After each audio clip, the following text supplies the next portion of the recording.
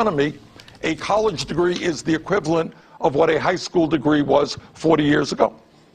That means to me that what we have to do is make a simple statement, and that is that we will make public colleges and universities tuition free. Now, how are you going to pay for that? During my campaign for the presidency, I proposed a tax on Wall Street speculation, which would have more than covered the cost of making public colleges and universities. Wall Street speculation, and he's using old 1930s socialist language. Wall Street speculation, in other words, 401ks, people putting their money in SEP-IRAs that invest in stocks and bonds. And this is just, it's utter nonsense. It's utter nonsense. And when he says things like, he's going to make tuition free and college is what high school used to be. Why do you think college is what high school used to be? Why do you think that is? It's because of a watered-down public education system and people insisting that everybody have a college degree in order to go to work in a particular industry, even if you're majoring in poli-sci, English, or lesbian dance theory. That's why you're seeing a watering down of college. The solution to that is to have employers start to recognize qualities in employees after high school, and to make our high school curricula better, and to make our high schools better, to make our general public schools better. Not to shove more people into an overburdened education, higher education system where people learn stupid crap. I understand that you're desperate to learn about art history, but there aren't a lot of art history jobs out there. It's not a major that tends to generate, name the art historians who are working art historians. Not people who have an art history major who got a job in something else. The working art historians. What are they, like 10? Okay, but he's saying everybody has to go to college, and who will pay for it? Of course the rich people. Of course the rich, they will always pay the rich people because they are an endless grab bag of loot. Except for the fact that the reason that a lot of the rich people are rich is because they're the ones who are hiring a lot of the other people.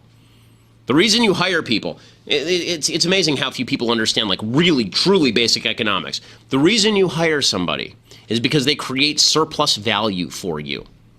If they don't create surplus value for you, you don't hire them.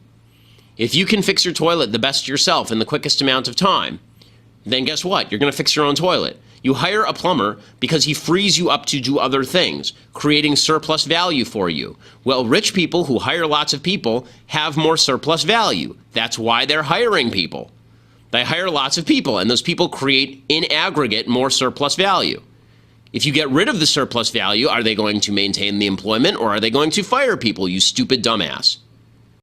So you have to gauge your own kids. I think it's a different, listen, I went to UCLA, I went to Harvard Law. There are no two more liberal institutions, leftists. I don't like the word liberal, they're not liberals, they're leftists. There are no two more leftist institutions on the planet than UCLA and Harvard Law School. I came out a stronger conservative because I used everything that I was learning as a starter. It wasn't the end point, right? It was, okay, you want me to read John Rawls? Okay, well now I'm gonna go and I'm gonna read Frederick Hayek, right? I'm gonna read various perspectives on the same issue so that I know how to counter the argument. So I can argue leftist positions better than most leftists can, right? So, so if you have somebody who's a solid conservative, what I say to parents is about college, if your kid is not a solid conservative, if your kid doesn't have solid values by the time they're 18, they'll be a leftist by the time they're 21. That's the way that this works. All your heavy lifting is done before the college years. So you sort of have to, I mean, honestly, I think that if your kid isn't solidly ensconced in values before they hit puberty, you're in trouble. So this is a long process. As someone with a 2-year-old daughter and a son on the way, I mean, this is something I'm going to have to work on.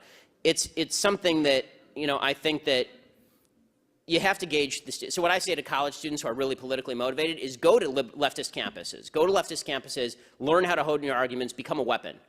And what I also tell them is if you're going to be on a leftist campus, don't be stupid.